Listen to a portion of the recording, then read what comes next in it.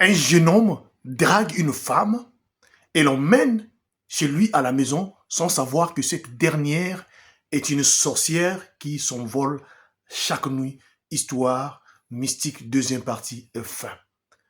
Voilà comment la jeune fille se retrouve dans la maison et sortie, en train de chercher pendant quelques minutes l'endroit pour sortir.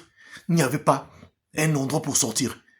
Et après avoir passé plusieurs minutes mystiquement dans la maison de ce jeune homme-là, elle a trouvé un endroit, une partie, une petite porte, et elle est sortie. Et derrière, quand elle est partie, le père de ce jeune homme-là, qui était sorti la nuit, est revenu. Quand elle est revenue, dans le même passage qu'il était sorti, la fille, il a constaté que la porte était grandement, sa sortie était grandement ouverte. Là, il s'est dit qu'il y a certainement, il y a une personne qui est sortie par là, ça doit être que la fille que mon enfant a emmenée dans la maison. Alors, ce dernier, quand il est rentré, il décide donc de fermer la sortie là. Alors, les ministres qui sont passés, quand la jeune dame, donc la sorcière, qui revient dans la nuit, elle trouve que la porte était fermée, donc elle est obligée de rester dehors. Le jour s'est levé, le matin s'est levé, le jeune homme, dans la chambre, avec la fille qui dormait, il s'est réveillé, il a tenté, donc le jeune homme a tenté de réveiller la jeune fille qu'il avait emmenée chez lui, dans la maison. La jeune fille ne se réveillait pas. Il s'est dit, bon, avec ce que nous avons fait hier la nuit, donc ce dernier était fatigué, il faut le laisser dormir. Alors, au moment qu'il a pris de l'argent, il a déposé de l'argent. Au moment où il a déposé de l'argent, quand la jeune fille va se réveiller, elle n'a qu'à prendre l'argent pour partir. Lui, il devait partir au boulot.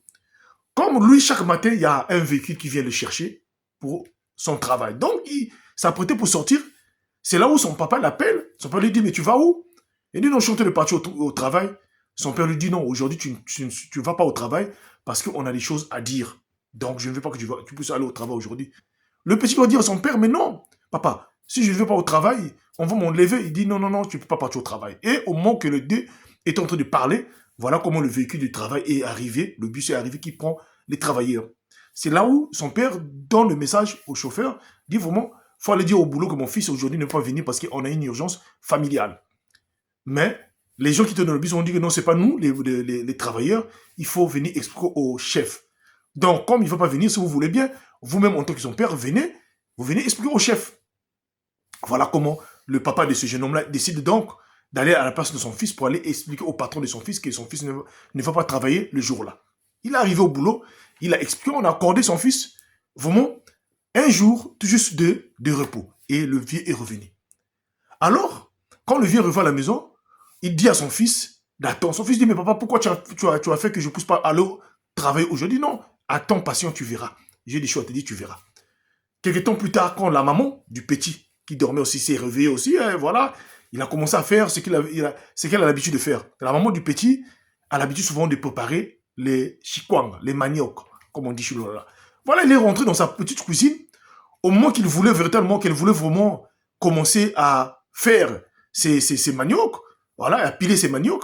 Donc, elle a pensé qu'il fallait prendre la planche où on pile les maniocs avec ça. Donc, elle va rentrer dans la cuisine pour aller prendre la planche. Quand elle tire la planche, derrière la planche, une jeune fille attachée, accrochée par le sol, pratiquement nue. Voilà comment la maman, qui va crier, est tombée par terre. Son père était là-bas, le petit était là-bas, le petit est venu rapidement. Le père savait déjà que non, c'était la jeune fille. Jusqu'à ce moment-là, la jeune fille n'était pas encore réveillée. Voilà comment la team HPH, le vieux arrive sur place, on trouve comme ça, c'est la jeune fille avec des gros yeux qui avait l'air d'une personne qui avait perdu la mémoire. C'est là où maintenant le papa là va dire à son fils, tu as vu les femmes que vous avez l'habitude d'emmener?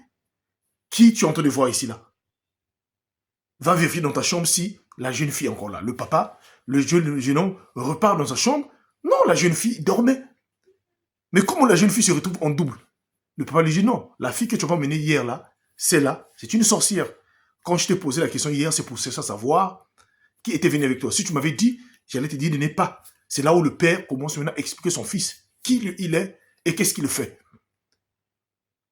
Voilà comment le père et le fils repartent dans la chambre et le père dit à son fils que est-ce que tu n'as pas touché la jeune fille quand tu t'es réveillé? Si tu l'as touchée, il faut la remettre sur la position que tu l'avais trouvée, pour que au moins qu'il puisse revenir dans son corps. Sinon, elle risque de mourir.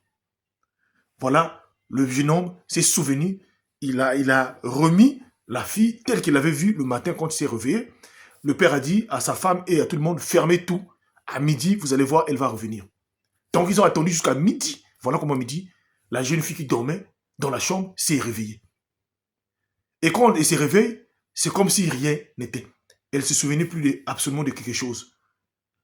Le jeune homme, en voyant cela, a pris seulement de l'argent à donner à la jeune dame de payer son transport. Et quand la jeune dame s'apprêtait à partir, le jeune homme a dit à la jeune dame, vraiment, quand tu vas comme ça, là, ne reviens plus ici. Moi et toi, c'est fini. Voilà, la jeune dame était partie. Le jeune homme, ça l'avait traversé.